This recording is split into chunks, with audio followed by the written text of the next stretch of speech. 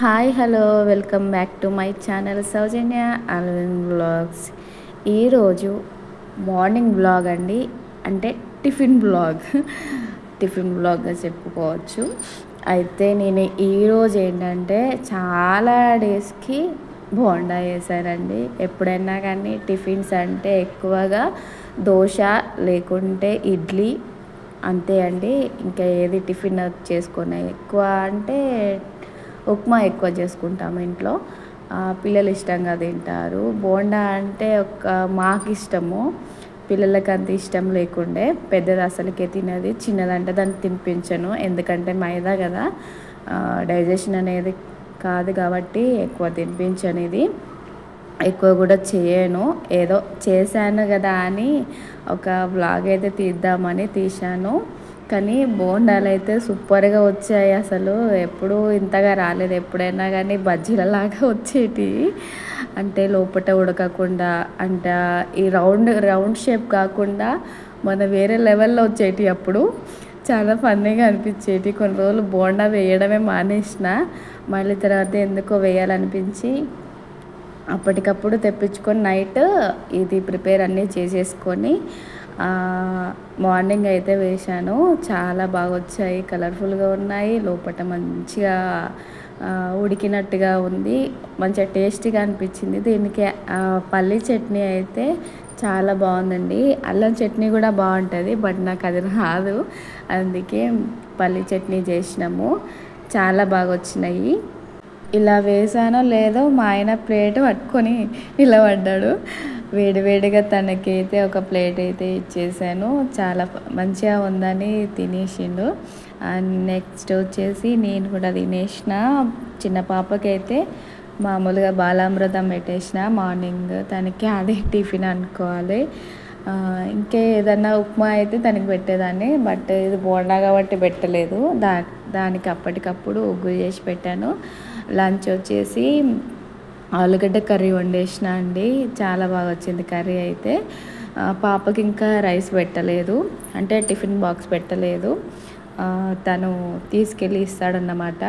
So తనకి lunch box అనేది పెడుతున్నాను. కర్రీ వచ్చేసి ఆలుగడ్డ కదా, తనకు చాలా ఇష్టము. అంత ఇష్టం ఉన్నా కానీ దాంట్లో కరివేపాకు, కొత్తిమీర, ఉల్లిపాయలు అనేటివి రాకూడదు, అవన్నీ ఏరబెట్టేసేయాలి. తనకైతే కర్రీ వేసేసి కొద్దిగా దాని మీద కొంచెం ఒక స్పూన్ నెయ్యి మాత్రం వేస్తానండి.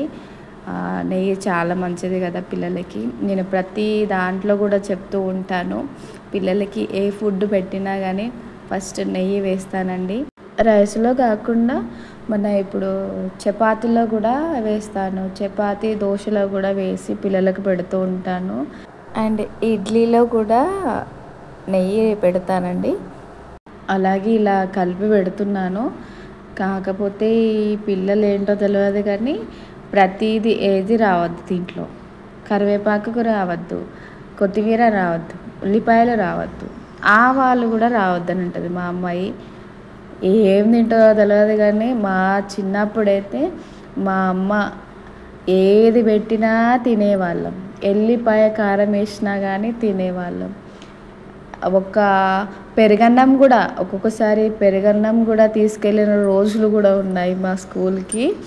లంచ్ బాక్స్కి అయితే నిమ్మకాయ పచ్చళ్ళు ఎక్కువ తినేదాన్ని నేనైతే. అలా ఏది పెడితే మనం అది తినేవాళ్ళం ఒకప్పుడు. కానీ ఇప్పుడే జనరేషన్ పిల్లలైతే వామ్మో, ఇది వచ్చిందేంటి, అది వచ్చిందేంటి, వాళ్ళని చూసి మనం భయపడుడు కానీ మనల్ని చూసి వాళ్ళు అసలు భయపడలేదు. ఏంది ఈరోజు ఈ కర్రీలో ఇది వచ్చింది ఏంటి మమ్మీ, వచ్చినాక ఇవే నాకు వచ్చే రిమార్క్స్. అమ్మో మా పాపనైతే ఇగో చూడండి, అన్నీ ఏరేసి అందులో పెట్టేస్తాను.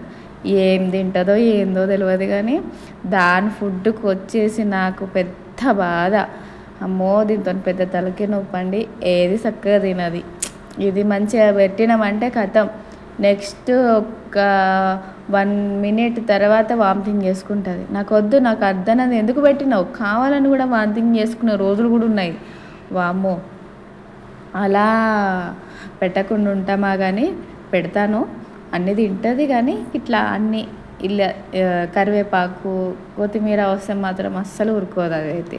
అన్నీ ఏరేసి ఇలా పక్కన పెట్టేసి లాస్ట్కి క్యాప్ అనేది పెట్టేసిన.